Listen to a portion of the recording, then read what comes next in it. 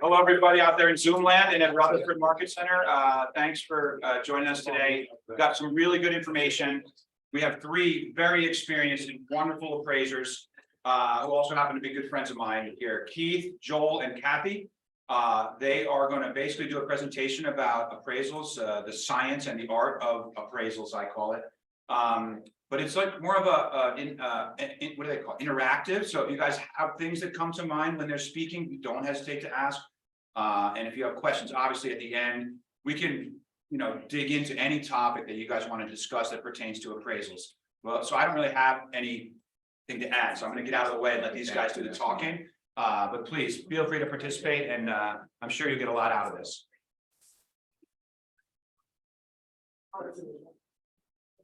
By the way, Keith is here, Joel is here, and Chad is there. Yeah, I'm Keith Smilon. I've been Bergen County resident almost all my life. I grew up in Park Ridge. I live in Ramsey now. I've been appraising for 20 years. That's me. Joel, and I'm an appraiser. I've been appraising about 10 to 12. I worked under Keith, trained under Keith, and then started my own LLC appraising and Bergen County, but we cover different counties. We just kind of live in Bergen County. And I guess that's I'm also an agent too, so I have two perspectives on it, but mostly appraisals perspective. Kathy Lochran, I've been doing it since '06.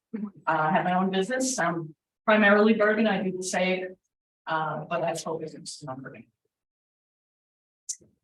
This is us. You guys will get a copy of this. I'll email to the whoever office manager or Mike, and they'll send it out. But this is our contact information. We'll give out business card at the end, but get started. Just quickly, what is an appraisal? Defined by USPAP, which is like our guiding principles. It's like a guideline. I don't even know what it stands for. Kind of the handbook. Yeah. For appraising and for you too, right? For mortgage. Yep. So our mortgages require that you guys provide us with a USPAP approved appraisal report, right? So we're just double checking all those standards to make sure that they have done so. And basically the form that we use is all USPAP compliant. So we just fill out the form and it's 99% of the time it's USPAP compliant. But anyway, an appraisal is the active process of developing opinion and value, evaluation process, systematic procedure, appraiser follows to answer the client's questions about the real estate property value. Most common appraisal development opinion market value most of the time. Sometimes we do retroactive appraisals, we do other appraisals, but for this instance, it's all market value stuff. Main purpose is to find out what the property's worth, right? Obviously, you guys list it for a certain price and somebody offers a lot more or offers a lot less. The appraisal comes in at that value, under the value, it determines what the worth is. Just keep in mind, an appraisal is not necessarily if someone's paying cash. However, a lot of people do appraisals when they're paying cash because they still want to know the value. Any questions or anything? So it says their opinion, that's more like the art part. Yeah. And I see, the previous one is something about systematic approach or something. Systematic procedure, that's the science part. Okay. Yeah, so we paint the picture on our beliefs of value, but we follow a guideline. So it's like a saying, it's kind of a mix both. I mean, we have the lender who orders the appraisal, who may have different guidelines than other lenders or different guidelines than USPAP. The USPAP is the minimum, but the lenders will basically tell you, we need this, we need that, we need a comp that's only 3 months old, we need photos of this, we need you to analyze this. And so USPAP's the start of it. The lenders add on to that. And then we basically look at it and decide how we want to adjust and value something, how we want to weigh comp, how we want to do stuff. So that's where our perspective will come in on our opinion of value. But the numbers are the numbers. We can't change numbers. We can only weigh the numbers and tell you where the value fits. So I guess what you're saying is like, if there are 27 sales in the last 6 months in my town that I have my property in, and none of them is over $1 million, it's going to be very hard for me to get an appraisal value for this property that I'm about to list for over $1 million. Right. Oh, absolutely. It's, you know, you can. Yeah, like I've seen it with, say, condos, for instance. You're pulling up all the condos in a neighborhood, and this one is selling for 10% over everything else. And it's almost impossible for it to come to value unless there's some significant stuff that's different or unique to that property. So if there are, we can sometimes write narrative in there to explain why we think the value is so good in the neighborhood is. 9 times out of 10, you're really not going to eclipse that unless, of course, unique situations. Yeah. Right. And something that came up the other day where we were asked about a property, we have our subject properties here. And then the agent, I think, was saying, but there's a comp right over here and we're better. And you replied, we're always better, Yeah. because we always feel like our property is nicer than the other one. No, And- it's true, and that's why an appraiser needs to see it and make a determination. It's really hard for us. And I think you guys probably have the same thing when you're bringing clients to listings. You're looking at the pictures on the MLS, and sometimes they make the house look like it's humongous, like.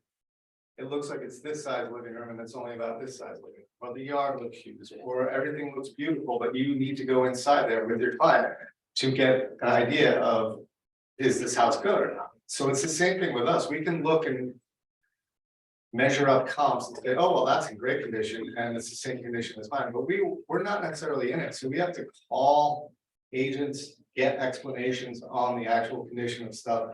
That's why when you say ours is better, I'm not saying it isn't better, but I'm only going by pictures. So I can go down and look at that. We need to get into the houses, and hopefully that stays the course, because they're changing the way appraisals are done now. And if we don't go into the houses, we really don't know. So we're guessing. So we need to go in, we need to measure, we need to look at all the external factors of the house. We need to look at everything in order to make that determination. Like, for instance, in that case, the square footage difference. Yeah, we Might said, not we be said right. we're better, but we were 2,800 square feet. And the other one that we were better than was 4,500 Yeah, but square you're feet. gonna, that might not be 500 square feet.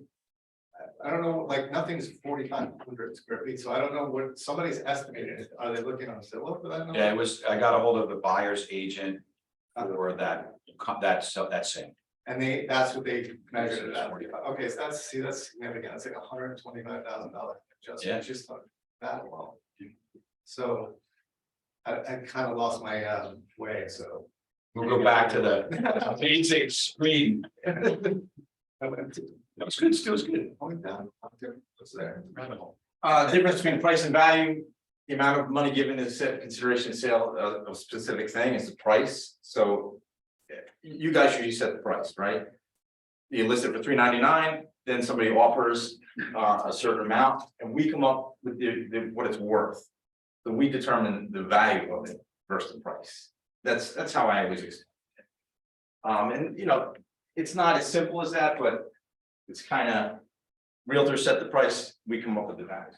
And a lot of times. A lot of times they're the same or similar. No, but a lot of times the seller sets the price. Yeah, And yeah, that's yeah. something you can't fight it. If they want to sell it for 500 and you say it's worth 4. You can fight it and you can yell about it. It's up to them what they want to sell it for, right? So. A lot of times they bring us in, a good thing to do is to bring us in the ballpark it, so they get an idea of what an appraisal would be. Yeah, so if you're afraid you're gonna lose your listing because the seller wants to list it for way more than you think than it's worth, and it's not a good move. But you're scared to tell them because you don't want them to list it with someone else who's telling them what they want to hear. Does that ring a bell? So then you can say, hey, why don't you get an appraisal? You know, they can do it really, what would the cost be for a seller who's on the fence about that? Or someone you're trying to win over? What would the cost be for you to kind of appraise their house in advance of a potential listing? It depends. I mean, it depends if it's a drive-by or just the desktop or we go there. I had one realtor, I used to do it all the time. She moved to Florida, but she wouldn't list it unless I did an appraisal first. So I used to charge her $300 for a full appraisal. You know, and I used to put in listings so she could see that your competition at that point. When she's gonna list it. And, you know, a lot of times the buyers were pretty happy with it. Because they might have wanted to list it for 800, but it was really should have been listed for like 749. So that's why she always did it. You know, I don't know that- $300 can save a lot of hassle. Yeah. I don't know that David Radney would agree with what I'm gonna propose, but if you're trying to win someone and the issue is solely the fact that you disagree on what their house is gonna go for. Maybe you say, hey, look, I'll take that $300 out of my commission. Right? If you guys order an appraisal now, right? You pay for the appraisal yourself. That way you're tied to them and you're gonna close before you lose the money. But your commission is significant compared to $300. So maybe if that's the deal maker or breaker, that could be an idea that helps you get through that. If someone's just so stubborn and trying to get a price. Yeah, no, absolutely. And also if you run into a situation where you meet somebody, calls you up and says, hey, you know, so-and-so passed away and the family wants to sell this, they want you to sell it. I would mandate that you get an appraisal if there's more than one party involved. Yeah. Because you want to protect yourself in that situation, because there, if it doesn't sell for what the cousin or the sister or the brother thinks it's worth, then they're gonna come to you and they're gonna say, well, what are you doing? Why are you selling it for so low? Or whatever the case is. So if you see a situation like that, which happens all the time, say, hey, listen, I'm gonna pay the $300. I'm gonna get a legal document that says this is what the house is worth. Put it on file, and you're just protecting yourself in case the other family members that are part of the estate come after you. I've seen it, that's why I'm suggesting it. I have a couple realtors also that if it's a house is just a little bit unique, they won't even list it until the borrower contact or the seller contacts me. They do the appraisal themselves. I had a 2-bedroom house in Hawthorne. It was really small. And she's like, look, I have no idea it was listed. It was her cousin or somebody, but she said, do an appraisal and then we'll list it from there. I haven't actually looked to see if she listed it yet, Okay, you know. yeah, that's. And then we do all kinds of stuff too. We do estate work, we do divorce stuff, we do retroactive stuff. Yeah, divorce stuff is great because A lot. divorce stuff is great. The husband, soon to be ex-husband, is gonna call Kathy. And he's gonna ask her to appraise it for the lowest possible number. Right. And the wife's gonna call Joel and ask him to appraise it for the highest possible number. Or vice versa. And they both have appraisal reports and they come in and they're different. And it's very interesting to see those. Oh, yeah, I've had it where I've walked through the house where both of them were next to me, just arguing back and forth, blah, blah, blah, blah, blah. I'm like trying to get through the house, they're screaming about, I want this, I want that. You know, and it's nuts, but yeah. I've also had it where I was the only appraiser, but both parties chose me as the appraiser. That's So right. they were happy. That's what with the attorneys should do. Yeah. But what they don't do is they don't agree on that. So both attorneys want to be right. They end up with 2 appraisers and they go like this and it's fun to watch. Yeah, it is, well, for you. Yeah. So the main factors that affect value, right? Location, everybody knows location, right? GLA, I should write this out next time, but I didn't this time. Gross living area, it's the size of the house, right? Condition, was it updated yesterday? And we'll do that real quick, like on our form, there's 6 different levels. C1 is new construction, everything's new. C2 is new construction on existing foundation. And in some cases, if everything was updated, completely updated. C3 is like, everything's updated in the last 15 years, you know, it's in good shape, but it's not, you know, not falling apart. C4 is, it hasn't been updated in like 20 years, it's still pretty good, but it's C5 has some issues, like, it's livable, but like the carpet might be completely disgusting and the kitchen might be 40 years old, but it's livable. C6 is basically, you can't live. But that's condition. Site, obviously, this, how big the lot is it a lakefront house, is it oceanfront house, does it have a view? Does it back up to like a state park or something like that? Amenities, does it have a pool, fireplace, huge patio might be something, like amenities came into a big factor with COVID, right? Everybody wanted a pool and everybody would pay a lot more money for it. So pool's value has increased significantly since COVID. Yeah. Function, how many bedrooms, bathrooms, that kind of stuff, how many rooms. And view, again, we talked about that a little bit with site, because you know, you have a view of a lake or something. But you'll see how these lay out in the report if you've never seen an appraisal report before. I have a sample appraisal you can look at. And there it is. So these are the things we talked about, right? Location, view, condition, function, gross living area, GLA, and then amenities. And amenities go from here, here, and here pretty much, but this doesn't necessarily affect you too much unless it's like a crazy porch or patio or something. Fireplace, But a pool and like a cabana or a hot tub, all built in might affect it a lot. So like that whole first column is what we're measuring, categories, the aspects. The Right. second column is the subject property. That's the subject, The right? third column and the fifth column and the seventh column are the same things for the three comparable homes. Right. And then what's those columns that have hardly any numbers in them, but sometimes like it says minus 80,000. Here, so that's condition, right? So the subject's in good condition. This one was actually next door to the subject, right? But they added 1,000 square feet and they updated like the first floor anyway. So it was a little bit better than the subject, but I wouldn't call it a C2. So I did about a 5% adjustment on it. Right, so you can't be like C3 plus, C3 minus. No, That's you cool. can't. Okay. And We wish. yeah, exactly. We used to be like that. It used to be you put average, average plus, but now you can't. Okay. Because it has to stay as the C3 or C whatever. So that one was a little bit nicer because of all the updates that you. But and this is the thing, I'm gonna do a slide next time for this, but we call it bracketing, right? So everything has to be bracketed. And what we mean by that is the subject's 2777 square feet, right? I need a house that's bigger and I need a house that's smaller. So I got all that, right? Same with the site size, right? So I have one, this is one next door, so it's the exact same site size. The other ones are bigger, and in this town, that's a pretty small site size. And same thing with the bathroom count, you have a 3, you have a 3, you have a 2, and you have a 2, 2.1, right? So I bracketed that. Basement, we bracketed all the way across, they're all the same with a half bath in the basement. I don't make an adjustment for ductless, you know, the split units versus central air. Some people might, I don't think it makes sense. No, it's not. The only thing that's not bracketed here right now is pool, right? We have a pool, no pool, no pool, no pool. There's a comp 4 that has a pool. So it is bracketed, but you can't see it. So does everybody understand that concept of bracketing? It's like it's one of the things that we have to bracket everything, or we have to figure out exactly how we came up with an adjustment. Yeah, bracket, he just said it there, so bracketing is so when the underwriter's reading this report. They wanna see how you got, why did you adjust $30,000 for a pool? Why did you do this? Why did you do that? If you're not bracketed, you're not giving them an illustration of how. You know, one favors something besides the other, so that's kind of what I believe they're looking at. Yeah, they want to see that the subject is not an outlier in some aspect, so they want it like. I was really worried about that, the site size for this thing, but I found one next door, like I said. Yeah. That would have been an issue, but usually if you're in a certain amount of feet, like if. This is pretty close, I could probably write a whole comment about. That's within less than 30,000 square feet of the subject, so there's no adjustment necessary, and it's considered to be similar size, but 3,000. yeah, 3,000. One of the other concepts about bracketing is if you had a house that says 2,000 square feet and you used everything that was smaller, that would automatically make the subject worth more. Because you would be adjusting the value up because it's bigger. So they don't want you to do that. They want to make sure you've got both sides of the equation Right, to even it out essentially, so that Yeah. you're in the middle in the ballpark. Yeah, it could not work the other way too. You could use everything that's bigger and that would bring the value down.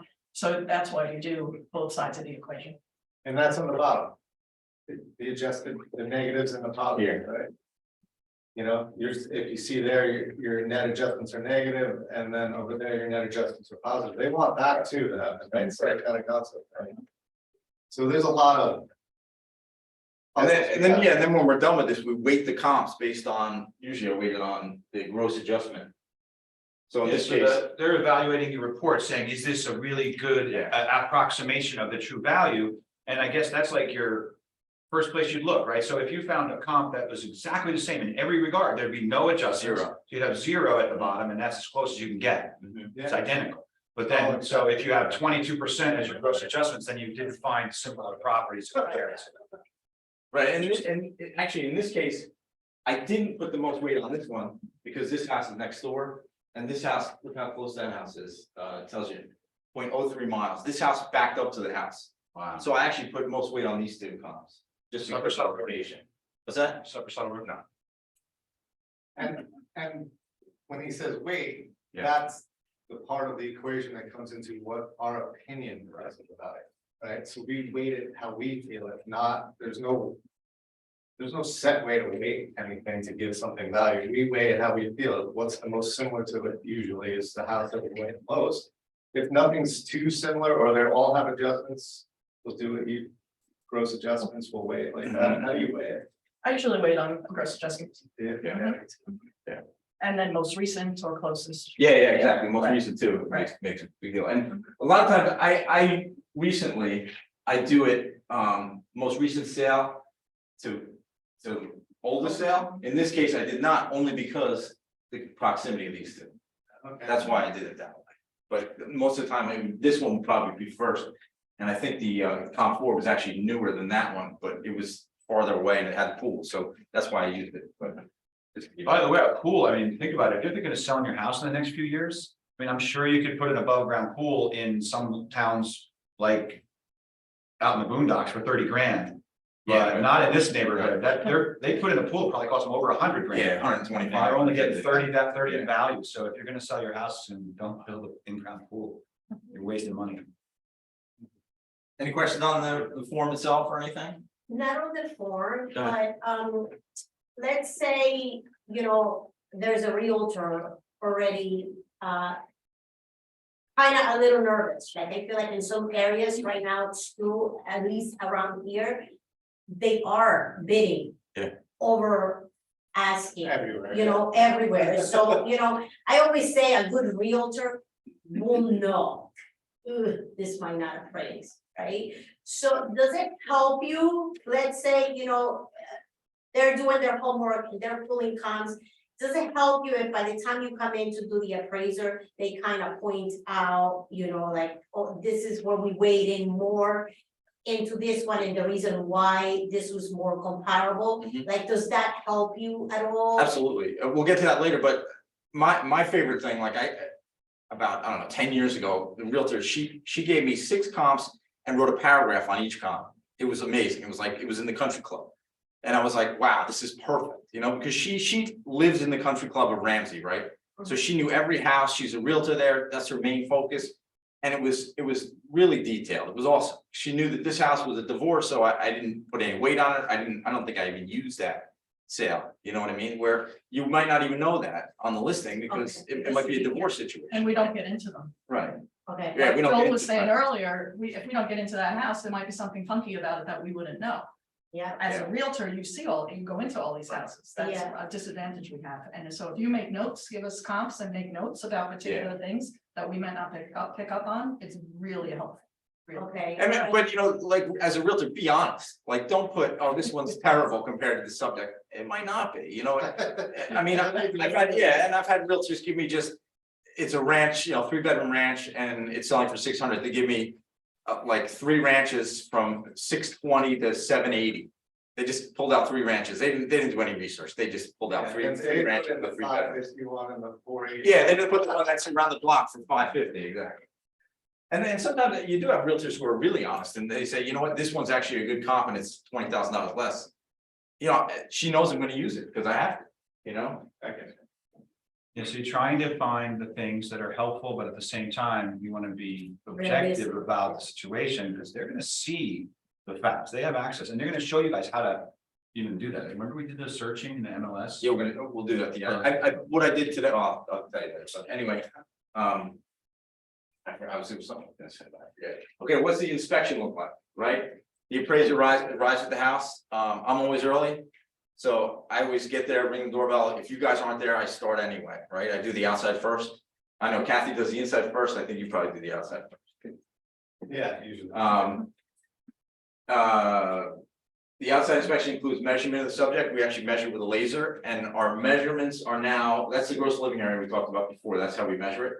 ANSI standards, American National Standards Institute, just last April came up with a new thing where we have to measure anything above grade is GLA, we consider it, right? So anything below grade, anything, if you put your laser measure on the floor and go in a circle, 360-degree circle, that laser measure doesn't go outside, it's not considered living area. So bi-level, most bi-levels, that first floor is considered a basement or below grade. Just a heads up. Now that makes our job a pain in the butt. Right, because your square footage that you're comparing it against to on tax records, Right. counting them. Right. But we cannot. We cannot. Yeah. So what we'll do, like I know in New Jersey, they don't break it down, right? So in Westwood, the buy level will say 2,300 square feet, right? So if the subject will say 2,270. I come up with 1,500 for the subject, right? So then I'll backtrack and make an adjustment. I won't make an adjustment. I'll change the GLA of the comps based on my percentage of below grade or above grade.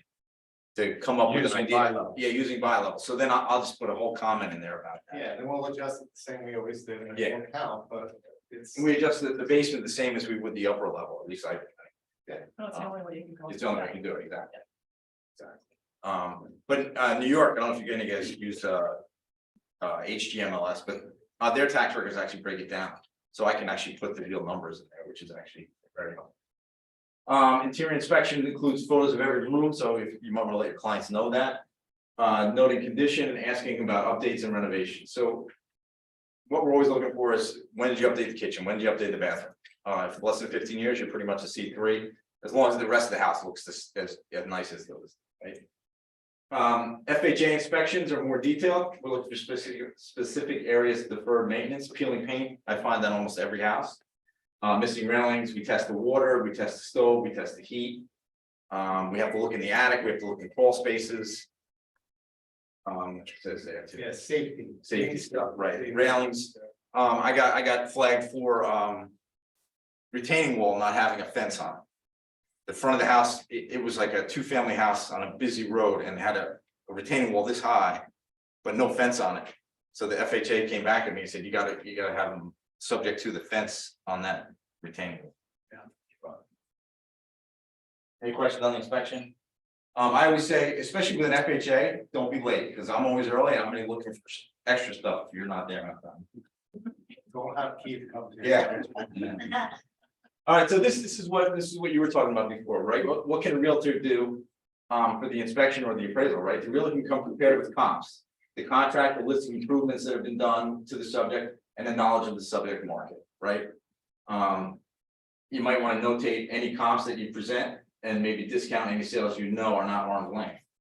And I have realtors always tell me, oh, I'm not allowed to bring in comps, am I? But you are. The only person we're not allowed to talk to is Mike. Right, we can talk to anybody else. I can talk to the homeowner, we can talk to Mike about certain things. We just can't talk about value with Mike, but the realtor can bring anything he or she wants. And like I said, it showed, like I always say, like we cover all of Bergen County. You guys might just focus on Rutherford, right? So you know every house in Rutherford, like Manetti and Dennis, they know every house in Ramsey. Bring it. I want to see it, because I do, I'm always all over the place. So I don't know every house in every town, but you guys might. You might have more knowledge than I do. And then we can only share the findings with the client who ordered the report. So basically, if the bank ordered it, I can't send you guys a copy of the report. I can't tell you what it came in at.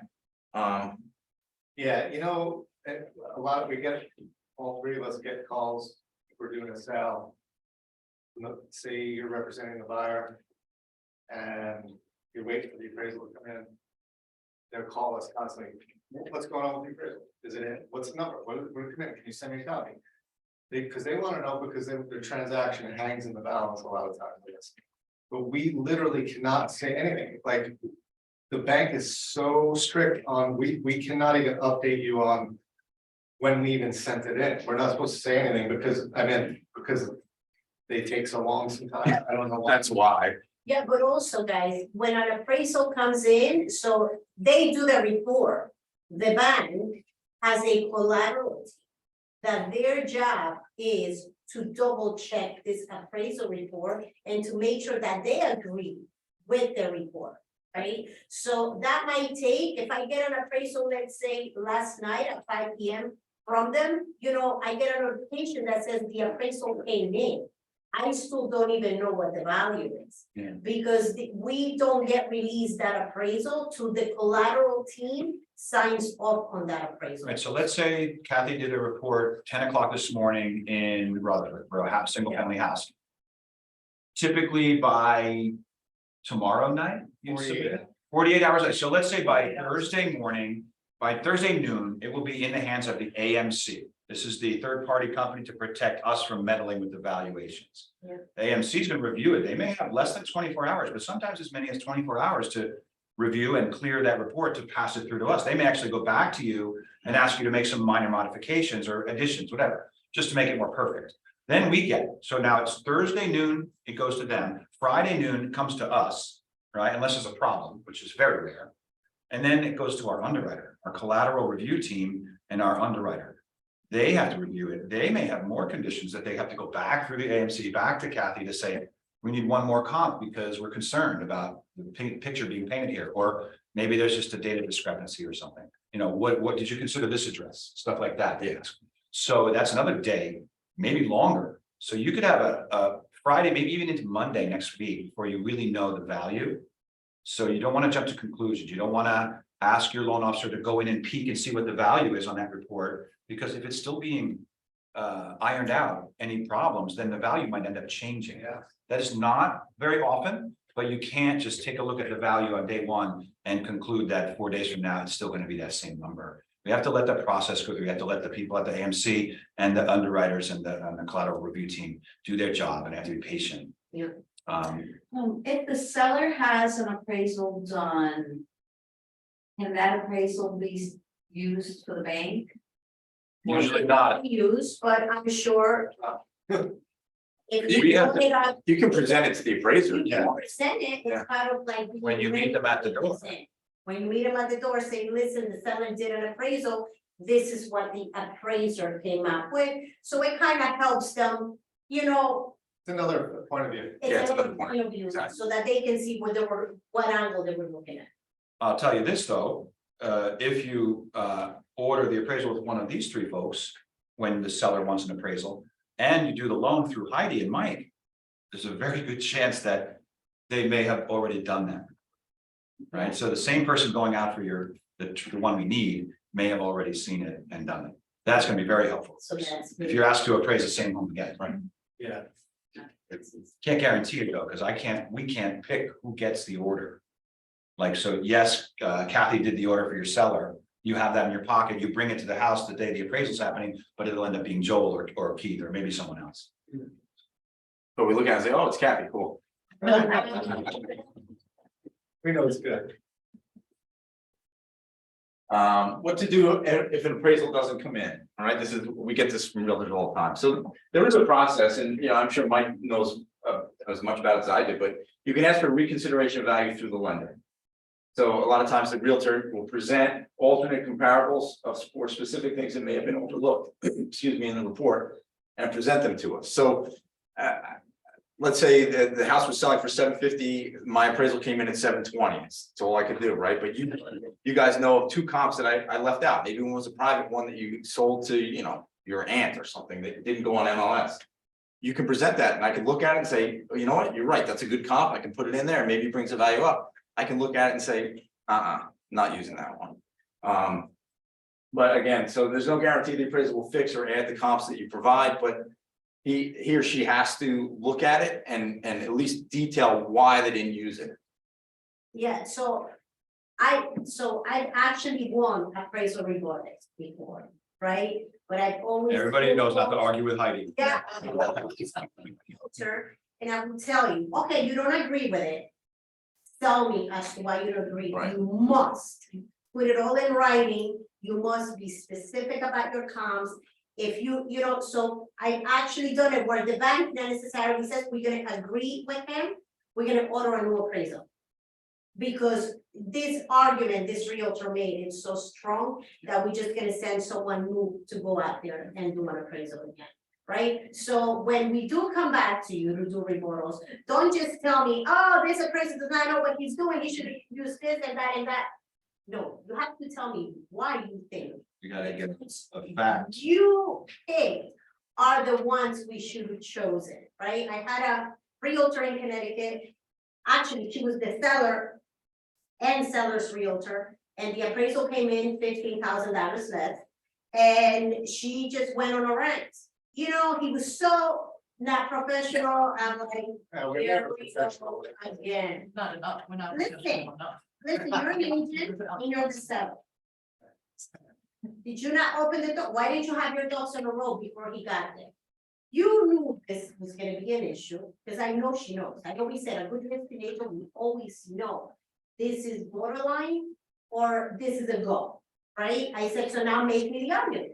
Make the argument. She blew out her a couple of clients and even the buyer's agent said, I agree with the bank and I agree with your concern at it.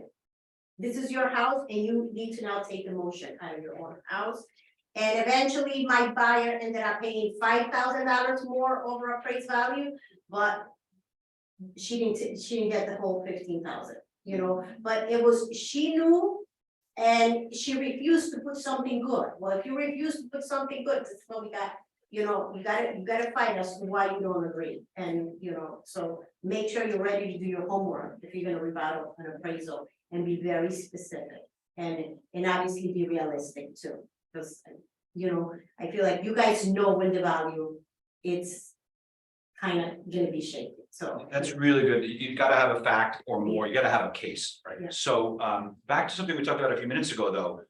Let's say the appraisal's been ordered and we're waiting. I mean, we have that 4 or 5 day process we have to wait for. But frankly speaking, if there's a significant problem with the house probably going to underappraise, I'm just predicting that you're probably going to be made aware of that as soon as possible. We're going to get word through the system that this is a problem, that this is not going to appraise for the contract price. We're still working out all the details, but you're going to get that red flag very quickly in the process. You're just not going to get the report and the actual finish because it's a process. Yeah. But it's not like you're going to wait 8 days and then all of a sudden at the 11th hour find out it was a problem, right? If you're going to underappraise by 50 grand, that AMC is going to know that. Well, And then- I don't know if the AMC is definitely gonna know it, but I've done this before, I don't do it every time, but if I'm like at a big difference on the appraisal, I'm gonna call both agents and I'm gonna say, what am I missing here? And do you have comps to provide? Is there something I don't know about these sales? Is there something? I'm gonna try to find out because it's our due diligence. I mean, there's people buying a house, there's people selling a house, there's people making commissions, there's mortgage people making commissions, there's a lot on the line, so I'm going to call, I'm gonna say, hey, listen, am I missing anything? And you do have a chance when we call, not every appraiser is gonna call, especially if we're really busy. But if there's a chance to call and try to figure it out to see why am I so low here? Like, what am I missing?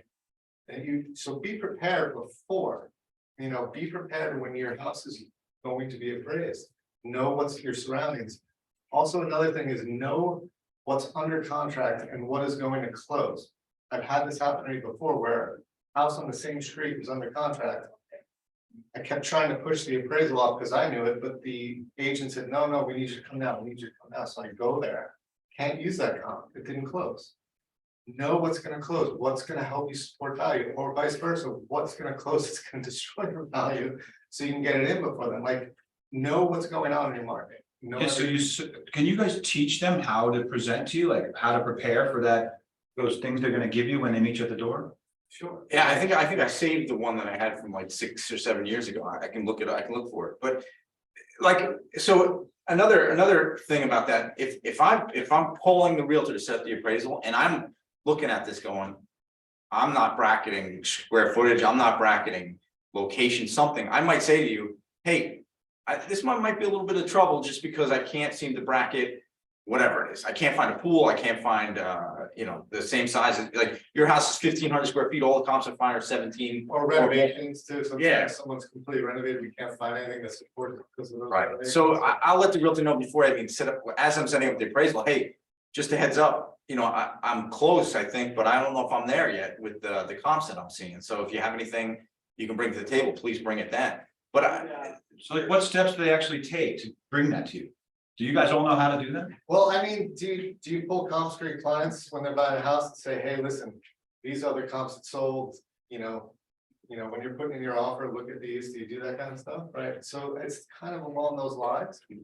But taking a lot of the specifics that Keith was presenting before about site, GLA, amenities, square footage.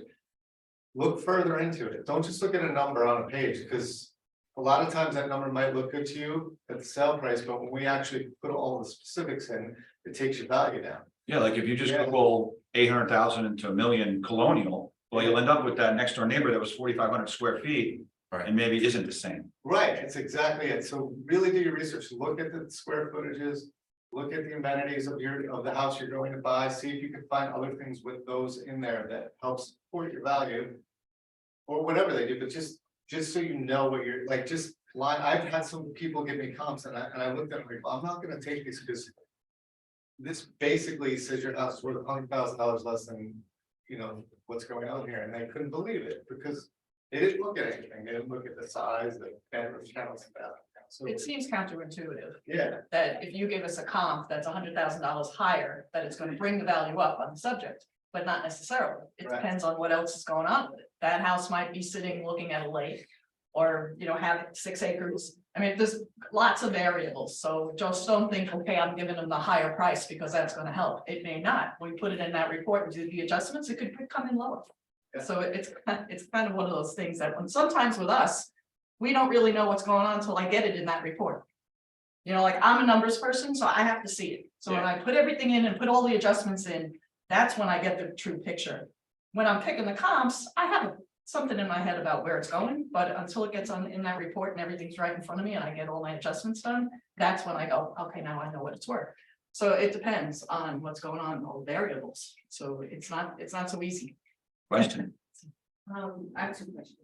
Number one, how far back would you guys accept comps? Because like you said, some properties are a little harder to comp, so if you go back, how far would you? well, the lenders usually have requirements on that. Some want 2 within 3 months. Some want, you know, some say 6 months, they never really see 6, they always say 3, right? Yeah. Yeah, 3. It really depends on the market, so if there's not, so just take this market, for instance. The inventory has been so low, I mean, especially up by us. Yeah. In certain price ranges, you might have to go back a year. Going over a year, you gotta make a lot of explanation for it, but if we stay within 12 months. Because of lack of inventory and lack of stuff, we can do that, but the most recent are the best, obviously. So basically, just, we go back as we need to go back, as you would as you would need to be. But anything over 12 months, unless there's just no sales at all in the market, we're probably not going to use it. Yeah. We sometimes also have to go back Whoever that to is, bracket. say yes. For instance, I just did a house in Haledon. Haledon's properties are 25 by 100, 50 by 100 mostly. This house was on 3/4 of an acre. So I had to search back to find something on a large piece of property, and I went all the way back to August of 21. And I put that in the report because I had to find something in Haledon that was bigger than the subject. And I didn't get any pushback on that because that's what I had to do. I just explained it, that the normal lot size in Haledon is much smaller than this one. So that's why I had to go back to August 21 to find a comp. And my other question was how, like, I know you explained, like proximity to the comps. What if you're on like a border of several different towns? Do you kind of keep it in the same town? Is it okay to go into the next town, even if it's a shorter radius than what's in the actual town? Like, how do you decide? So it's a sustained aspect, Yeah. That's where the art comes in. yeah. It's an opinion. It really is an opinion because, for instance, towns that bump up to each other aren't necessarily compatible. Yeah. Like I would never use a Midland Park with a Wyckoff, although they're right next to each other. So I would go further away in Midland Park than go into Wyckoff or Franklin Lakes or something, because it's just not the same value. So that is really where our opinion comes in. Yeah, we're mostly not going to leave the town unless we really need to leave the town, just like if we really need to go back over 12 months on a comp. To bracket something, we're really not gonna leave the town, a lot of times. We're looking what the typical buyer is looking at, that's kind of what our opinion would be, and. There's all different things around here, so like, there's a lot of people that live in Rutherford and stay in Rutherford. Grow up in Rutherford and come back to Rutherford, gotta be in Rutherford, right? And then there's people that are just coming, like during the pandemic, they were coming in the city, they didn't care, they're just, I need a house, so. It all depends on what the market's doing, like, I know in the town Keith and I grew up. Everybody stays there and then they only stay on one side of the town, oh, I'm not going to the east side, I'm not going to that grammar school, I'm gonna go to the woods. No difference between the two, it's just what people do, so a lot comes to factor that, and if we're gonna leave, like she was saying, what's similar, what's not similar, we're gonna compare schools, we're gonna compare amenities of the town. you know, average prices in the town, like Waldwick and Hohokus are right next to each other. And sometimes when you do a Zillow uses these random searches that do a radius. And they could be using a house more, and the two towns could be far from different in value of property, so. Gotta be careful with that too. The short answer to your question though is like, we can go back 12 months normally, and we can go a mile, but we can go more than that too, as long as it's within the town for most things. If you can do the job going back 3 months within a month Right. in the same town, you do. Exactly. And if you can't, because you're lacking one of the comp in one of those things, then you can stretch those categories to 6 months and 12 and hopefully not more, but if you have to, if there's no comps, you have to do it. Right. You know, even within a town though, it works not just outside of town's borders, but also within a town, you have these different neighborhoods, like in Patterson, there's so many different neighborhoods, you know? Sure, every town, like not every town, but. There's a desirable spot in both, and when you're going outside of, your house is in a desirable spot.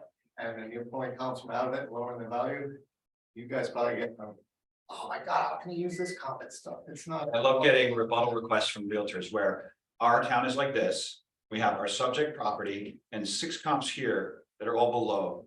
And 3 comps all the way to the other side of town that are actually on streets that don't even enter into this town. They come from Allendale into Ramsey.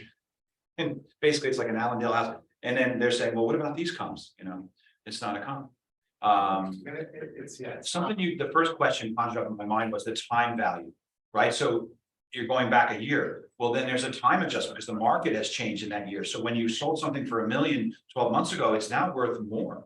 So how do you guys account for that? And can you guys teach them how to help you with that? We'll do that. That's the next slide, I think. Yeah, can we answer that question online? Can you ask for a reconsideration of value on an FHA loan? On an FHA appraisal? Absolutely. It's the same thing, yeah, absolutely. It's the same thing. Okay, and I think I like to get into FHA appraisals.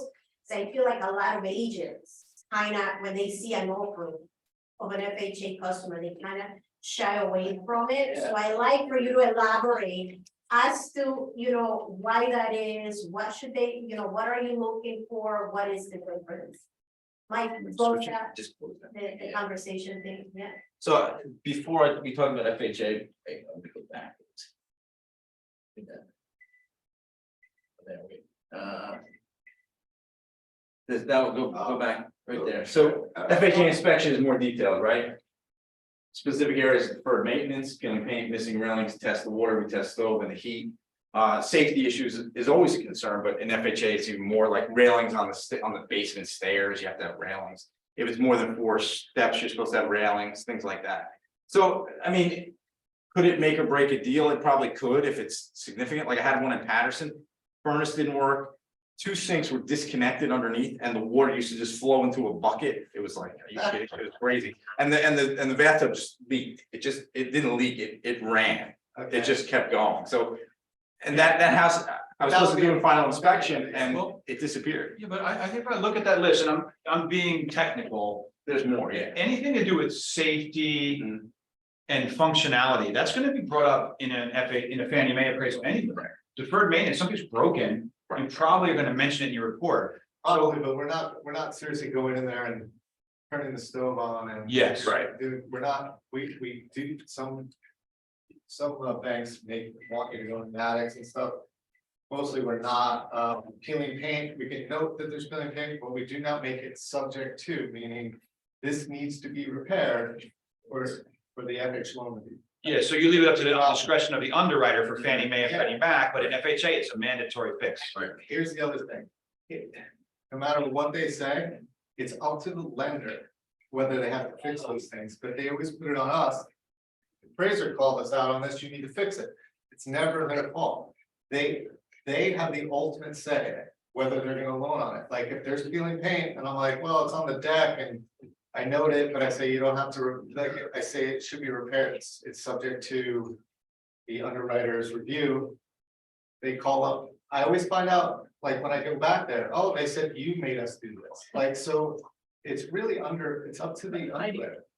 Mike might be able to be more clear on this for me, but an FHA loan is government guaranteed, so that's why we have to do this, because there's backing by the government. Sure, yeah. And the other problem that I think from a seller's perspective is it's usually a small down payment.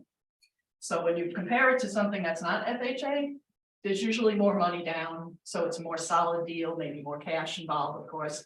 So that would, and then if there are repairs, they have to be fixed, the seller might be going, FHA loan, give me some other, another buyer without an FHA loan, and then I don't have to fix these things. So that is why you often would get a pushback from sellers to take an FHA. A lot of times I will actually sit the realtor down or show them, look, you got peeling paint here, you got peeling paint here. And whatever else there might be. I like to show them before I leave sometimes, just so that everybody's on the same page. They're like, okay, so what do I do when it's fixed? I said, you have to tell the lender. Don't call me. You can call me after you tell the lender, but I'm not coming until the lender tells me to come. So. Or that time when the guy fixed it when you were like. Yeah, the guy said, there was peeling paint on the shed. He said, give me 5 minutes. I said, okay. He scraped the paint off and painted it. It took him 5 minutes. I was like, that works for me. Exactly. I don't care. So. Any other questions on that page? Yeah, it's usually like, if you're saying, it's usually not the best offer, financially, right? Not the strongest.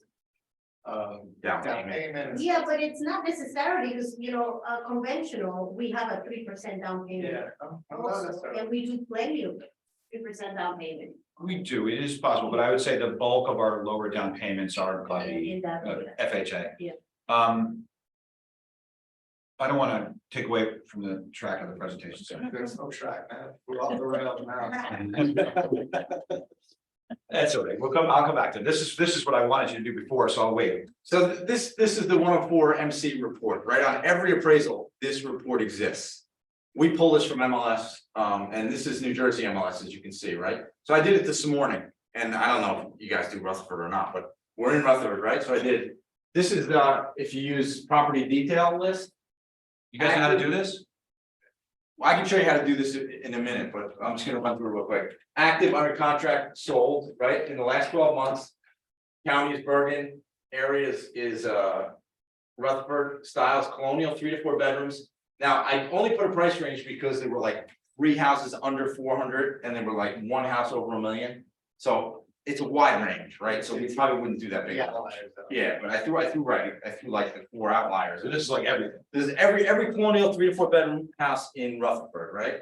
So this is 6-month period, 3-month period, 3-month period. So this is whatever, 7 to 12 months ago. Right? 49 sales, 22 sales, 13 sales. The absorption rate is how many sales per month. You can see that's declining, right? A number of active listings, 954 declining. Months housing supply 1, it's about, I would call that stable, right? 1 to 6 to 9. So then this is how we determine time adjustments here. In this case, there's no time adjustments. You got 620, 654, 629. So it starts low, high, and goes back down. So we're calling that a stable market, right? Well, Go ahead. so. Well, yeah, you're gonna break it down then. Right? Well, a lot of times you break this down Yeah. because Because that equals we're that. not comparing things so equally here. So you have 49 in the first 6 months of the year. 22 and 13 in the prior 6 months of the year. So sometimes what I do is when it's that different, I average this out. So I have a 2 6-month period. So if you do that in this situation, you're increasing. money. Yeah, the most recent 6 months, you're up to 6, what is that, 640? 30 and 50, so 640 something, so you are showing a slight increase in the market, so. You have to look at all the variables, so in this case, this 6-month period kind of almost adds up to that, it's still a little under it, but it adds up. 35 sales averaging 6, let's just say it's 642.2. See that? Right, exactly, so you're up, And you're then up. 49 sales the 6 months before that averaging 620, so it is increasing. Correct. So that helps you. Being able to see that Yeah. and then tell the appraiser when you get to the door, not only do I have comps for you, but look at my market. Put this right on top. You guys can print this yourselves. You guys can show them how to do that. Yeah, I can show them how to do that. And then this is median comparative list price. That's about stable there, but again, if you add them together, it's gonna increase again. Days on the market. Look at days on the market, 4.5. Why are you guys in such a hurry? Like, if we have these bidding wars, This is, and so, you do it in 4 days, why don't you do it in 10 days, you'll get more higher, offers. Just let it happen. Be patient. Yeah, let us breathe. the list price to sale price ratio is a lot of times lenders require active listings, so we make an adjustment based on these numbers here. So this is kind of stable, but it's under 100 now. For the last 2 years, it's been like 105, 103. So that's basically what he's saying is, If it's the selling, amount that sells over or under the Asking. actual asking. so it's listed for 100,000, you know, it might sell for 98.8 now in this market. And in that market, it might have sold for, you know, 101,000. So I think what's changed is not necessarily that prices aren't going up anymore. We just saw the most recent 6 months, they probably are going up on average, because we don't have enough data points to really conclude that it started going down in the last 3 months. Right. And in fact, this spring, we probably are realizing it's not going down. Is that correct? Right, so if we all agree values are increasing and that the data shows that on that median comparable sales price line, then what's happening is the consumer, the seller, is stubbornly wanting to sell their house for more and more and more, and your list price is probably a little higher than it should be. Does that make sense? And that's why you see 101 go down to 98. I think that's what I see that means. Does that make sense? Yeah. But if you guys want to, I can show you how to do this on New Jersey MLS. It's pretty simple. Yeah, for sure. I'm gonna say it. And imagine if you wanted to tell an appraiser that it's a 10%, 5% increase in values in the last 6 months in my market, as you give them the 5 comps that you prepared. Well, he's going to show you how you can go in and do it, and you can look at it, the data from one way, and look at it from the other way. And if you look at it from the one way, it looks like it's going down. If you look at it from the other way, it looks like it's going up. Which one are you going to do? So he's going to show you how to do it. Can you just get me to the internet? Do I get out? At the bottom, right, just do the Google thing. Oh, there. This is my first time using a computer. I just did that. Oh, Oh, there, there you go. beautiful. So where are we going? Just, yeah, plus and then, like, you can do it. So like, for example, you can go to a town and you can look at all the colonials. But if you go to the same town and you look at all the colonials with the capes and the split levels, all of a sudden the stats are a little different.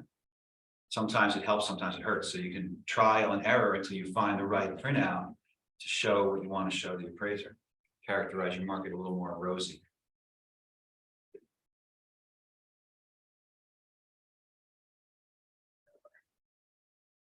All right, does anybody have a market they want to talk about? Like anybody doing a house right now that they want to know the market? Go ahead. What give me a town? Harrison. Oh, come on, I have some kind of Harrison. Let's see, right? Perfect, because Give me we're some New Jersey bird. MLS. Oh, it does? All right. Harrison, just like Hocus, you guys kidding me? Yeah. We were in Harrison having lunch the other day. And I went to put my backpack in my car. Heidi's like, don't do that. What county numbers is, That's That's Hudson. Hudson. The Hudson's Is 9, there any- Harrison's 904. any style or anything you want to focus on? Yeah, colony, Okay. 2 family, Oh, 2 family? 2 family. All right, hang on. Gotta change to 2 family. So what again is A and UC and S again? So that's under active, under contract and sold. You want all 3 of those checked. Okay, You want 12 months. You want the town, the county, the town, and you might want a price range depending on how many sales we get, but we'll get there in a minute. We want 2 family only, Yes, okay? How many bedrooms range? Like is yours a 3 or yours is 4? So we'll say 3 to 5, just to be safe. All right, so then we go search.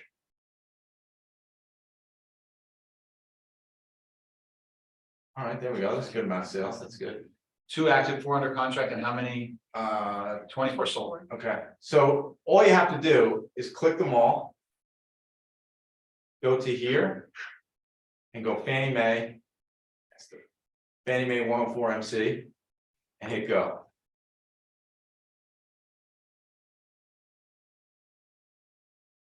And there it is. So what does this tell us? There were 15 sales in the first 6 months, 7 and 9 in the next 3 and 3, right? I'm not worried about that. So 675, 685, 532. If we take these 2 and average them together, right, we're probably similar to that. We're probably a little bit lower, maybe. Two sales is not a lot to do. Exactly, so we'd have to combine those two. And it's still only half of that. You can't make the computer do that for you, combining those last No. columns. But I mean, New York, if you guys use HGMLs, they have a really detailed one that I can do a lot of different things with. But so, I mean, for the most part, we would, as an appraiser, in this case, we'd probably say it's stable, given the limited number of sales here.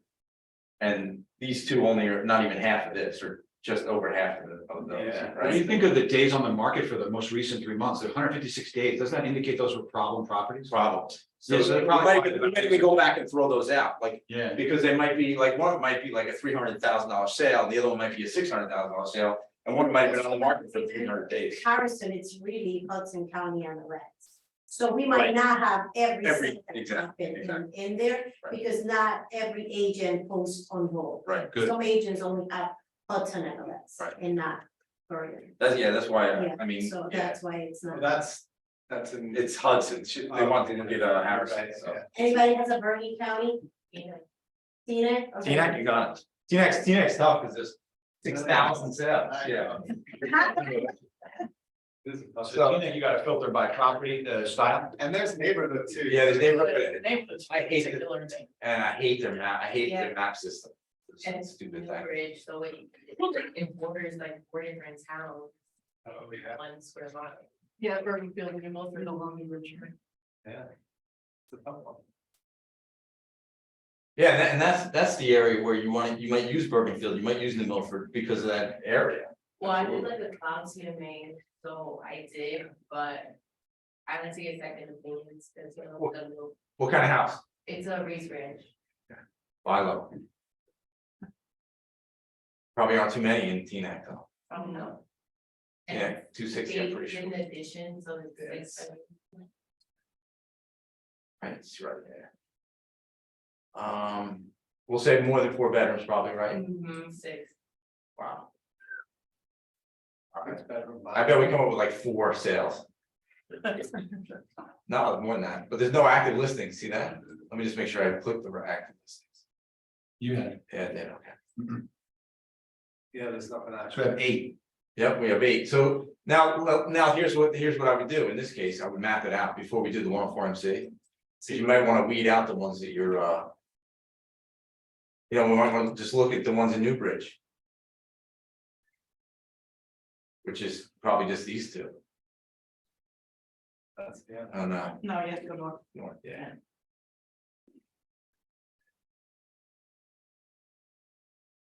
So 3, 5, and 6. Yeah, but I They're mean, not really close. they're not even close, like. You would think you would be up here to Oh, this, yeah. In this case, you really have to be within a mile. yeah. So you would go to other towns. So I, stay within- exactly, and yeah, because there's no bi level, so I might look for split levels in that area also, like a big split level. And then I would hit Bergenfield and Milford here. Because this area is mostly colonials anyway, Right. especially here, it's all those really nicer colonials. But we probably have to throw a bi level in there. So we probably use one of these 3. But this is probably a lot smaller, right? Do you know how big yours is? About. Not with the new bedrooms added, no. Because Oh, this they one, put an addition on it? yeah, so this was probably like 2,200 square feet, if that, because of Is that where the garage was? Or Yes, did they it add is. on to the house? For the garage. Oh, so they actually repurposed the garage? Yeah, so that one's only 2,100 square feet, so I'm sure it's a Yeah, lot bigger. clearance on that and everything, okay. Yeah, because we just gotta jump through hoops on that, yeah. But in that case, if they didn't, we just count it as it was originally a 4-bed. Would you just go back to the 4? No, we, Not big. depends on the workmanship, if it's like someone just slapped it It's not together staring and stuck in strings. an electric heater into it, probably, but if they made it. It's all about the workmanship, is it similar workmanship to the rest of the house? Like if you walked into that garage, does it feel like you're still in the house? Yeah. Like a lot of times you walk down the garage, like, this is a bedroom, this is a basement, kind of weird. Yeah, no, it's still. Yeah, and if they, especially if they took the permits out, did they still the doors or did they do the front too? No, he did the. Oh, so, yeah, they wouldn't even know. A lot of times people leave the doors and then they drywall behind. Yeah. This is stupid. No, I exited by He accident, knocked himself out. yeah. I mean, what's the list price on it? It's not listed, Oh, it's they not want it listed. listed. So what's the number they want? So they were happy, I told them somewhere between probably like 630 and 650. So do a tight range around that number, pick the 3 surrounding towns as well, and then you pick that style. You know what, Plus the- add like 400 square feet to one of those bi-levels, because they didn't add to the house, they just took the garage up. Oh, okay. That's the best way to kind of figure it out. Like, you probably don't have the square footage, right? No. So if you look on tax records, it'll say 2,100 square feet. Yes. But you know, the garage isn't in there. And the garage is I'm gonna answer. roughly 400 square feet, so just, you can guess that it's probably about 25. How long ago did they do it? How long ago did they move there or did they do the The renovation? renovation. Renovation in the last year. And do the Okay. price range. On the tax record, Tina, it goes down. So we'll get. And it would show you if the garage is. 575 to 70. If the garage is still a garage, Right. and so then you can see how big the garage is and add that square footage to the house. So, And okay, that'll give you a basic, I'll do close to. Sure. 77. It was lucky. Yeah, You put Cape Cod, oh, I did. I can change that, French Cod. I was wondering, Mike. French God. So now we've added the other 2 towns, but we've narrowed the price range so we don't get all the garbage from the other towns. And then we're gonna map it, see what's in Newbridge there. And I did 4-bedroom plus. So here we got this one, right? 600, this one, Nice. 739, That looks huge. it looks yeah, I think big, that's a good job. that looks new, I don't like windows though. no. No, that's not- Excited, that's why. Okay. It's a mother-daughter and the mother's up there in the cage in the second. That's a busy road, River Road, Yeah. yes, 576. I think number 2 to do it, let's check that out. Wilbur's not, Wilbur's in there. It's like it's on the corner. yeah, it's not quite the same, That's all. nice try, Joel. Look at him trying to kill your values. That's what I did. But that's a tough thing. I'm gonna do something. I'm just gonna go back to see if there's any split levels we can use maybe. Just to get an idea. You can't do both at the same time? Nah. I could, I could if I go the other way. I can do that. Let's do that. Let's go to property search. Yeah, we'll do that one. This one I can do it this way.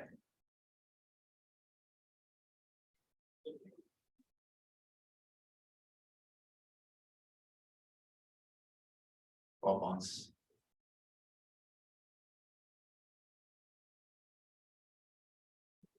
The other way is so much quicker. Yeah, this, but Yeah, this one. you get more specific. Area, we got 203. You should go, and I don't know the Milford stop.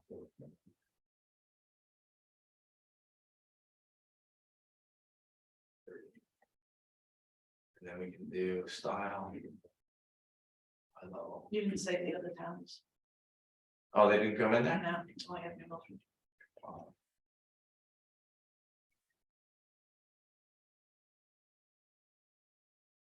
Just gotta click them all. Yeah, like control, yeah. Yeah. We're gonna feel on the empty. And then we're gonna do bedrooms. Four plus, right? And then price range. It's gonna go 800 here. 35. And then we'll map it again.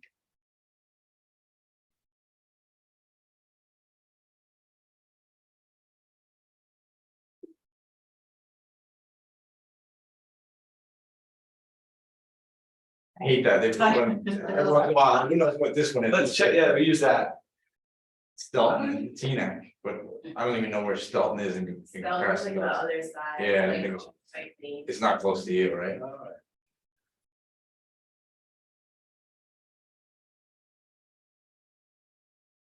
So, New Bridge is down here, right? Yeah, so we have this one, which that's new. That's good. Yeah, that's a good one. And that's a buy level. even though Yeah, they put it in. They put it at a split level, Oh. realtors. But that's a good comp, that's 708. Yeah, that's a good comp. Melrose 612, but that's a split, looks a little smaller probably. Let's see how big this one is to get an idea. It's only 4 bedroom. It's only one garage there. Yeah. Now your subject doesn't have a garage anymore, right? No. Okay. Didn't So like the- that's something I never- that's also only- something we have to find then. Yeah, it's pretty That's small, garage. it's pretty So small. that's a lot that smaller narrows than it down. That one's a lot smaller. Yeah. That was only 1,800, but. So you're, I mean. Let's look at that one, we never looked at it before. Let's see how big it is. It's 1990s, not new, but it's newer. 2458, Actually, they're probably gonna be there, 2,400 square. yeah, at least, right? Just to give you an idea. Anyway. It's newer. But so, you know, then we would definitely discount all these way up here. And definitely discount all these way down here, because they're not really in your neighborhood. But in that case, the appraiser might use a colonial or a ranch or something also. Sometimes they're going without. basements. Yeah, right, I mean, we could even research house without basements. Just, you know, that's another way to do it. Yeah, I can get rid of these and remove all these, right, and we'll do basement, where's basement? Left. There it is. Just gonna put none. See what we get. That doesn't make sense. 127. Sometimes that, yeah, isn't right, it doesn't change as you do that. Oh, okay, good. We get any colonials? Yeah, we got 2 colonials listed. I don't know if I'm warning you guys or not. Here's the Cape Cod. Is this value to you guys, or are we all falling asleep? It's good. It's probably good for her. Everybody else is falling asleep. Let's back it real quick for the head. Bridge doesn't look like anything new, really. There's a Cape Cod for 650. Yeah. You're throwing that out, right? Probably too small. Probably too small, but look where it is. It's probably right in that part of like the New Yeah. Bridge here. Yeah. That one, did you see that? I would say 6, what they're asking you to list it for is. Not terrible. All right, I yeah. think that, You The know, only argument you could make is list it for less to create more demand, but demand's really not the problem you're having these days. How many listings are there? to determine what it's worth to the buyer. Mhm. Which then, like, all these houses are selling for over now. Crazy over. That's gonna just change what our appraised values are. It's all of the closings as they occur at the crazy numbers. They just add more beautiful data points for them to hang the next appraisal's hat on. Which is the problem with the market right now, right, because it's not real. This is self-fulfilling prophecy. Just showing. What is it showing? I don't know, so. Showing craziness. All right, until we run out of buyers, though, that will continue. Yeah. Right. Or get more inventory. Yeah, people would just. Right, to balance them out. Houses. Right now, with the inventory, prices aren't going down. Right. Yeah. If we get more inventory, it might soften. Raise your hand if you own a house. Raise your hand if you bought your house because, did you buy the house because rates were low? no, Did you buy the house because there were lots of houses on the market? no, I bought a house because I needed to live. Because I was time to buy a house. For me, my wife said it's time to buy a house there. I didn't care what market it was. I had no choice. And that's what that, all these buyers, they're there. They're not going away.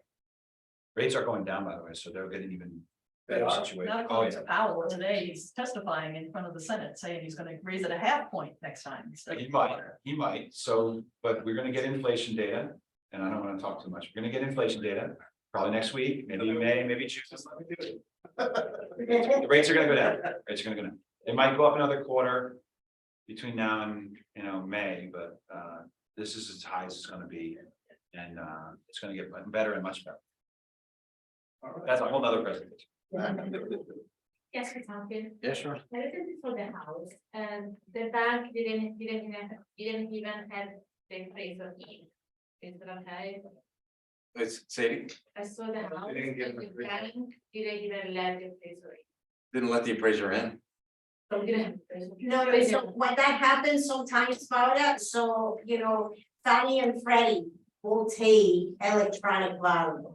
So, and usually like the system, once we run DU, it'll actually say this property qualifies for electronic value. So at that point, we don't even need to, you know how one of them said something, I had to do a drive-by. The bank just wants you to do a drive-by, meaning you're gonna drive by and make sure that house exists, but you don't have to go in because they did a search. There's, you know, there's enough comps in the neighborhood that justify that value, so there's no need. So big picture, appraisers are worried about their trade long-term, their career, because one, if you put down a big down payment. And Fannie Mae has data points in the last 10 years that that house went off at a certain number, they'll get a property inspection waivers, they won't even have to order it, any appraisal. And then likewise, they just came up with these huge changes, you already knew about that, I'm sure. Oh, they're gonna allow lenders a lot more freedom to use automated products. Until there's a decline, a heavy decline in the market and everybody freaks out and then all of a sudden, whoa. They can't blame us for this time. They blame the. They blamed it last time, they can't blame us this time. They will. Yeah, so, Well, someone's gotta take the blame. So it's really powerful stuff. Make sure you're prepared for your appraiser. Make sure you know your market and play with this stuff. Maybe some of you don't like numbers, but find someone in the market center who does. There's folks here to help you. And they'll show you like why your market is improving over the last 12 months. They'll find out, help you, find a way to help you. Do you see many issues with the appraisals now? Yes, well, yeah, I mean, yeah, I do, yeah, we see it. It's just because there's no comps to support it, and it's like the same things happening again that happened in the beginning of the pandemic. Nothing was on for so long, but people are still willing to throw a lot of money at it. We can't support it, so once all those close, then we're gonna find 4 months from now that we have comps, and then we're gonna have no comp, but until then. Not always, but there are times where we're fighting for value because people are overbidding on housing. Because if nothing happened for the last 6 months, what do we do? Right. We're a lagging indicator, because we're always using stuff that has already happened. historically, yeah. We can't use things that we think are gonna happen, so we're always catching up. When the market What's- bottoms and starts going up. There's no data points above, and the trend was going below, so they can't do it. And when it's top and maybe peaks and goes down, it's easier. Right, to get the value, but that also perpetuates the values, right, which is kind of what we're talking about. All right. That's about it. I hope it's helpful. Nice, thank you for attending the class, they're gonna. Thank you, Zoomers. You have your. Yeah. Give out.